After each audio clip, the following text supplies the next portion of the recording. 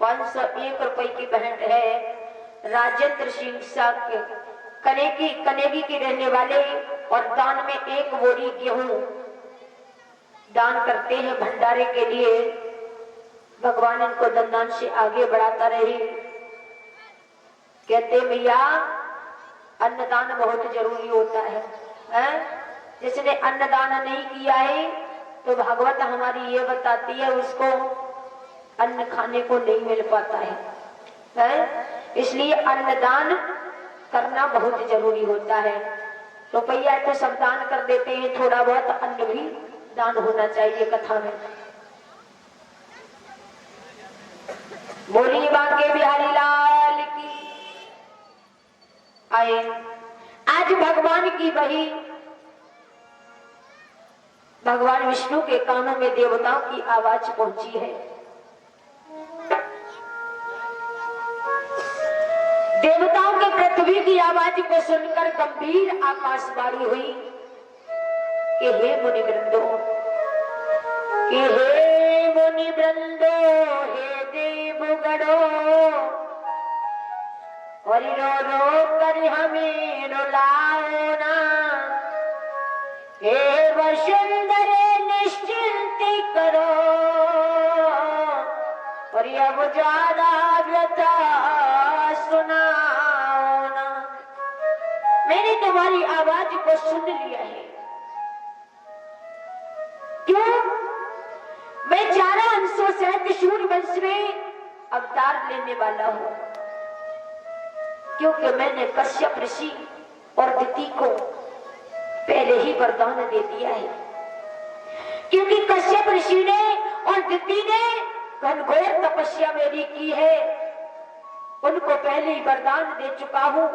वे ही राजा दशरथ और कौशल्या बनकर के अयोध्या में प्रकट हुए हैं। उन्हीं के महलों में हम 4 अंशों में जाकर के अवतार लूंगा और अयोध्या में प्रकट होगा। ब्रह्मा के कानों में आकाशवाणी की आवाज पहुंची और ब्रह्मा जी ने सब देवताओं को ढाढ़स बंधा दिया, और ढाढ़स बंधाने के बाद सब देवता अपने अपने धाम को चले जाते हैं। इधर श्री सुखदेव जी कहते हैं कि हे राजा परीक्षित, अवधपुरी में राजा दशरथ नाम के एक राजा हुए, जिनका वेदों में नाम विख्यात है। वे गुणों के भंडार और बड़े ही ज्ञानी थे। श्री हरि की सेवा उनके महलों में हुआ करती थी। तीनों रानियों के बीच में श्री हरि की तपस्या करते करते अपना व्यस्त जीवन का नियम निभाते उनके तन पर बुढ़ापा आ चुका था। किसी भी संतान ने उनके महलों में जन्म नहीं लिया।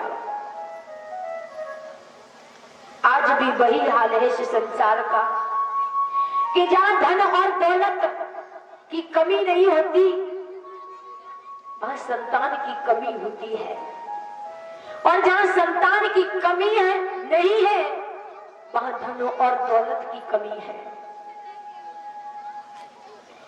राजा दशरथ, प्रथम रानी का नाम कौशल्या है, दूसरी का कैकेयी और तीसरी का सुमित्रा नाम है। पवित्र आचरण वाली श्री हरि की सेवा करने वाली जो रानी थी कौशल्या,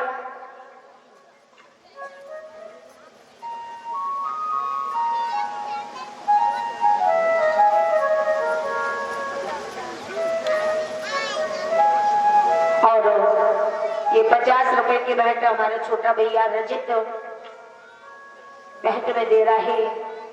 परम पिता परमात्मा सद्बुद्धि देता रहे और धर्म मार्ग में आगे बढ़ाता रहे। और 10 रुपए की भेंट हमारे भाइयों के लिए भेज रहे हैं।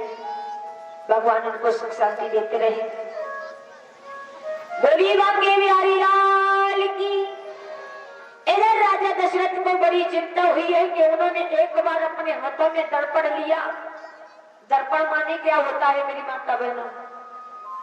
मेरी कलश वाली कन्या बताएंगी दर्पण माने क्या होता है?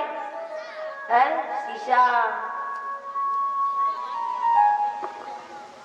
तो दर्पण को हाथ में लिया और देखा है कान की जगह पर, मस्तक पर बाल श्वेत पड़ गए हैं। और उसी समय उनको चिंता होने लगी। एक बार